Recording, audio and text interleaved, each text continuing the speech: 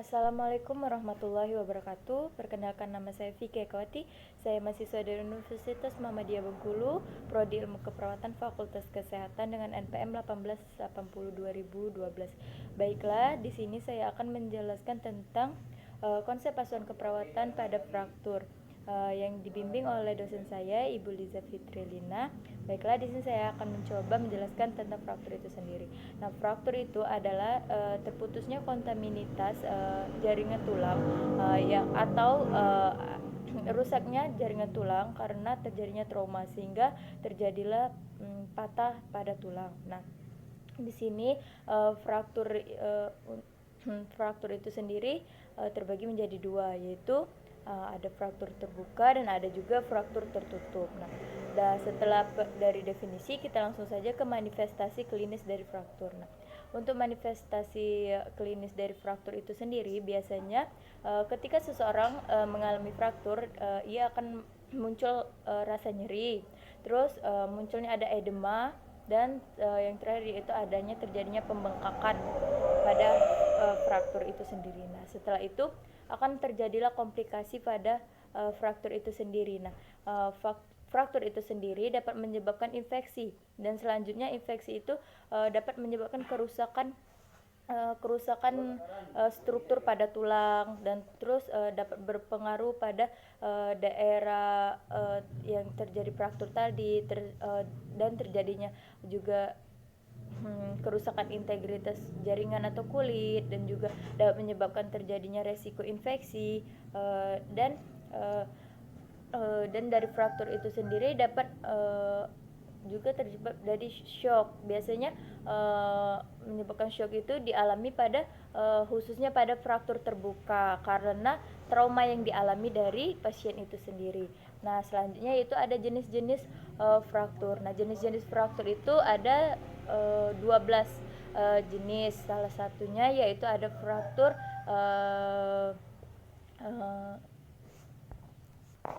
salah satunya itu ada fraktur displace, terus ada fraktur terus ada fraktur grand stick, dan juga ada fraktur oblik, ada fraktur longitudinal, ada fraktur spiral, fraktur patogonik, fraktur stres, dan juga ada fraktur transverse, terus ada fraktur in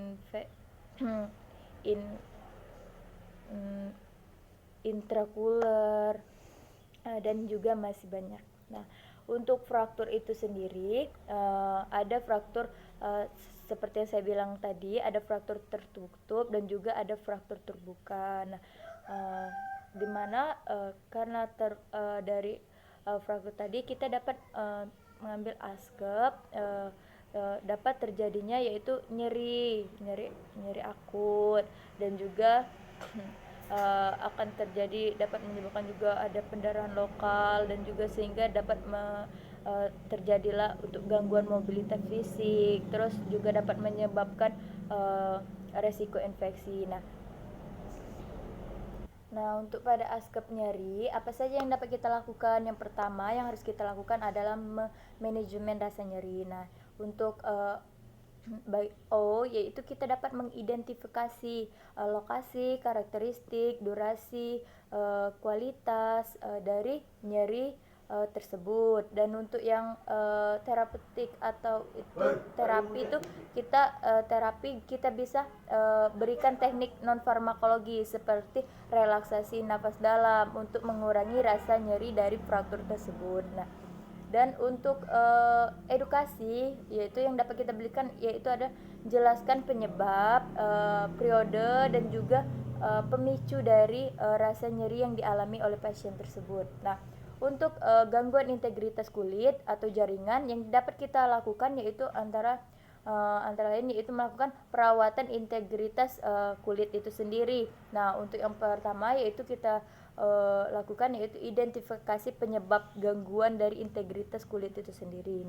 Nah, yang untuk terapi yang dapat kita berikan yaitu berikan posisi ubah posisi klien itu tiap 2 jam sekali jika pasien dalam posisi berbaring.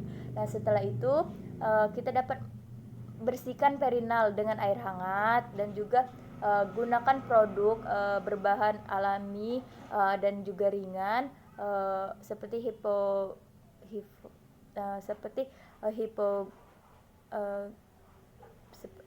untuk itu pada kulit yang sensitif. Nah, juga pada edukasi kita dapat menganjurkan menggunakan pelembab pada bagian fraktur. Terus menganjurkan minum air yang banyak dan juga dapat kita menganjurkan menghindari terpapar dari suhu yang ekstrim atau terlalu panas, terlalu dingin.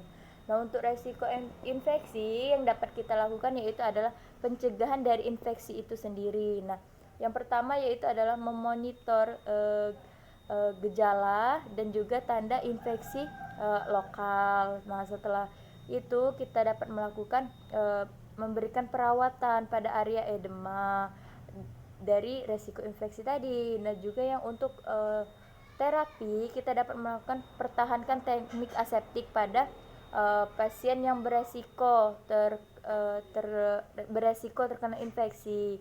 Nah, yang untuk edukasi kita dapat melakukan jelaskan tanda dan gejala infeksi tersebut pada juga dapat kita mengajarkan meningkatkan asupan nutrisi pada pasien. Dan juga yang selanjutnya kita dapat juga menjelaskan atau mengajarkan pasien untuk meningkatkan asupan cairan pada pasien itu sendiri. Nah, baiklah, itulah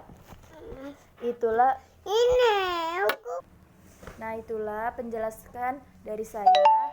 Apabila banyak kekurangan saya mohon maaf. Saya akhiri dengan wabillahi fisabilil haq fastabiqul khairat. Wassalamualaikum warahmatullahi wabarakatuh. Semoga bermanfaat.